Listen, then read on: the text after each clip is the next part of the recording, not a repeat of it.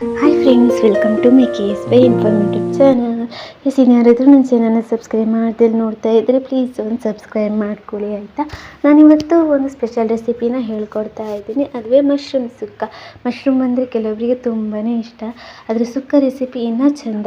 ಯಾವ ರೀತಿ ಮಾಡೋದು ಅಂತ ಹೇಳ್ಕೊಡ್ತೀನಿ. ಮೊದಲಿಗೆ ಮಸಾಲೆನ ಡ್ರೈ ಫ್ರೈ ಮಾಡ್ಕೋಬೇಕು. ಒಂದು 5 ಬ್ಯಾಡಗೆ ಮೆಣಸು, 1 ಸ್ಪೂನ್ ಆಗುವಷ್ಟು ಧನಿಯಾ, 1 ಸ್ಪೂನ್ ಆಗುವಷ್ಟು ಜೀರಿಗೆ, ಹಾಗೆ 2 ಏಲಕ್ಕಿ, 2 ಚಕ್ಕೆ, 2 ಲವಂಗ ಹಾಕ್ಕೊಳ್ಳಿ. ಹಾಗೆ ಒಂದು ಅರ್ಧ ಟೀ ಸ್ಪೂನ್ ಆಗುವಷ್ಟು ಪೆಪ್ಪರ್ ಹಾಕ್ಕೊಂಡು ಚೆನ್ನಾಗಿ ಡ್ರೈ ಫ್ರೈ ಮಾಡಿಬಿಟ್ಟು ಅದನ್ನು ಪುಡಿ ಮಾಡಿ ಇಟ್ಕೊಂಡ್ಬಿಡಿ. ಇವಾಗ ಮತ್ತೆ ಬಾಣಲೆಗೆ 2 ಸ್ಪೂನ್ ಆಗುವಷ್ಟು ಎಣ್ಣೆ ಹಾಕ್ಕೊಂಡು ಒಂದು ದೊಡ್ಡ ಗಾತ್ರದ ಈರುಳ್ಳಿನ ಸಣ್ಣದಾಗಿ ಹೆಚ್ಚಿಬಿಟ್ಟು ಹಾಕ್ಕೊಳ್ಳಿ. 1 ಟೀ ಸ್ಪೂನ್ ಆಗುವಷ್ಟು ಶುಂಠಿ ಬೆಳ್ಳುಳ್ಳಿ ಪೇಸ್ಟ್, ಹಾಗೆ ಅರ್ಧ ಟೀ ಸ್ಪೂನ್ ಆಗುವಷ್ಟು ಅರಿಶಿನ, ರುಚಿಗೆ ಬೇಕಾದಷ್ಟು ಉಪ್ಪನ್ನ ಹಾಕ್ಕೊಂಡು ಚೆನ್ನಾಗಿ ಫ್ರೈ ಮಾಡ್ಕೊಳ್ಳಿ.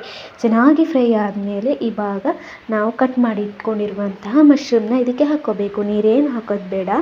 ಮಶ್ರೂಮ್ನ ಹಾಕಿದ ತಕ್ಷಣ ಅದನ್ನು ಚೆನ್ನಾಗಿ ಫ್ರೈ ಮಾಡ್ತಿದ್ದಂಗೆ ನೀರು ಬಿಟ್ಕೊಳ್ಳೋಕ್ಕೆ ಶುರುವಾಗುತ್ತೆ. ನೀರು ಬಿಟ್ಕೊಳ್ತಿದ್ದಂಗೆ ಒಂದು 5 ನಿಮಿಷ ಫ್ರೈ ಮಾಡಿ, ಅದಾದಮೇಲೆ ರುಚಿಗೆ ಉಪ್ಪು ಇನ್ನು ಬೇಕಾಗುತ್ತಾ ಅಂತ ನೋಡಿಕೊಂಡು ಉಪ್ಪು ಬೇಕು ಅನಿಸಿದ್ರೆ ಉಪ್ಪನ್ನ ಹಾಕ್ಕೊಳ್ಳಿ. ಅದಾದಮೇಲೆ ಒಂದು ಟೊಮಾಟೋನ ಹೆಚ್ಚಿಬಿಟ್ಟು ಹಾಕ್ಕೊಳ್ಳಿ.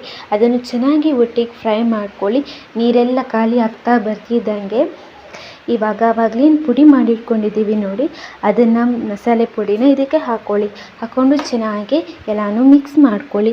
ಎಲ್ಲನೂ ಚೆನ್ನಾಗಿ ಮಿಕ್ಸ್ ಮಾಡಿಕೊಂಡು ಅದಾದಮೇಲೆ ಕೊನೆಯದಾಗಿ ಕೊತ್ತಂಬರಿ ಸೊಪ್ಪು ಅಥವಾ ಕರಿಬೇವು ಹಾಕ್ಬೋದು. ಅದಾದಮೇಲೆ ಒಂದು 3 ಕಾಯಿ ಮೆಣಸನ್ನ ಸಣ್ಣ ಸಣ್ಣದಾಗಿ ಕಟ್ ಮಾಡಿಬಿಟ್ಟು ಹಾಕ್ಕೊಂಡು ಮಿಕ್ಸ್ ಮಾಡ್ಕೊಳ್ಳಿ. ಇವಾಗ ಮಶ್ರೂಮ್ ಸುಕ್ಕ ರೆಸಿಪಿ ರೆಡಿಯಾಗಿರುತ್ತೆ. ಟ್ರೈ ಮಾಡಿ ಒಂದು